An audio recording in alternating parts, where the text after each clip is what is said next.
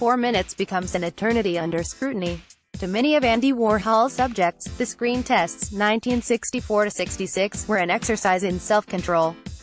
Instructed not to blink into the camera's flutterless eye, A and B-list celebrities from Susan Sontag to Edie Sedgwick wrestled with the challenge of appearing themselves.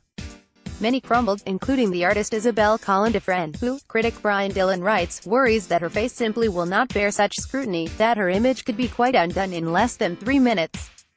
Diamond Reynolds, the subject of Luke Willis Thompson's Autoportrait 2017, does not.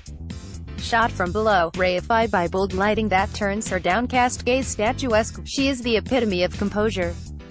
One witnesses her steadily, alone and undistracted, in 2 4-minute takes. Just visible between the edge of the screen and the crop of her baby doll tee is a tattoo of her boyfriend's name, Philando Castile, shot dead by a policeman during a routine traffic stop last year. Reynolds is recognizable to most from her unthinkably lucid live stream of what immediately followed the firing of 7 shots, point-blank, into Castile. Because I know that the people are not protected against the police, I wanted to make sure if I died in front of my daughter that people would know the truth, she has said about the decision to make public her private apocalypse.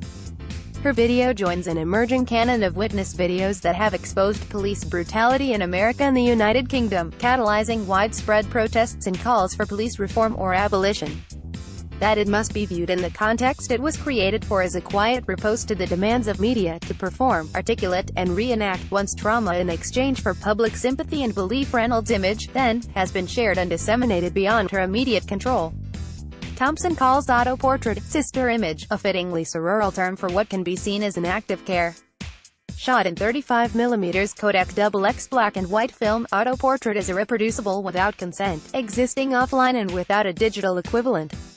That it must be viewed in the context it was created for, in a darkened room, with one's entire attention given over to it, is a quiet riposte to the demands of media to perform, articulate, and reenact one's trauma in exchange for public sympathy and belief. Autoportrait becomes a positive inverse of what Thompson, in a recent interview, called the perverse genre of witness videos, whose formal qualities of brevity, pacing, unclouded resolution form an aesthetics of trauma itself. Is it hopeful to consider this portrait's lifespan as somehow more immutable than the image of Castile's shooting? Silver and luminescent, the film suggests timelessness. Reynolds' posture spans history, with more than just the graceful turn of her head suggesting that of a saint's. Thompson's film is thus doubly restorative, undoing the horror of the witness video while disqualifying the usual submission required of a portrait sitter. He has previously used this tactic to consider and rehabilitate the aesthetics of racialized death in Cemetery of Uniforms and Liveries, 2016, the silent portraits of 2 young men whose maternal ancestors had been killed by police. With their similarly clear referencing of the screen tests, both works complicate the notion of portraiture itself, questioning the grim nature of contemporary celebrity. The original point of a screen test was to determine the suitability of an actor for a role. The elision of non-white subjects from the screen tests for the 472 tests Warhol produced, only 5 featured people of color, exemplifies the biases that scaffold such ideas of suitability. Thompson's formal appropriation critiques the artifice of Warhol's neutrality while revising the screen test's undeniable mystique. The screen tests literally exposed glamour, with the short yet slowed format allowing for a glimpse of celebrity aura, and this particular aspect plays powerfully across Reynolds' new representation. What does it mean that America has made a kind of celebrity of its most gruesomely traumatized citizens, requiring their performance in lieu of due process? Against this effect, Thompson flips the directorial hierarchy.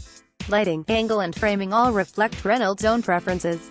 In true collaboration with Thompson, she determines the nature of her posterity. What does it mean that America has made a kind of celebrity of its most gruesomely traumatized citizens, requiring their performance in lieu of due process? Recovering jurisdiction over one's own image is a powerful act, both cathartically and politically. Autoportrait can be seen in the context of the portrait of Chelsea Manning commissioned and recirculated by Manning's supporters after a photograph leaked without Manning's consent was shared by the press. In both cases, agency is reinstated through the creation of new images which, in their representation of personal autonomy, speak volumes in the airless chambers of oppression and persecution. Autoportrait was made as a silent film. Reynolds' lawyers worried that any recorded speech could be turned against her in court during the case against Officer Geronimo Yanez, even when the clattering of a projector replaces all sound, and Reynolds' wordless mouthing looks more like an incantation or a prayer. Autoportrait will always bear relation to Reynolds' startlingly clear testimony, her piercing address to the world. 1 week before the exhibition's opening, Yanez was acquitted. In a statement issued via her lawyers, Reynolds' response came loud and clear: "It is a sad state of affairs when this criminal conduct is condoned simply because Yanez is a policeman. God help America." Luke Willis Thompson. Autoportrait is at Chisenhale Gallery, London, through the 27th of August.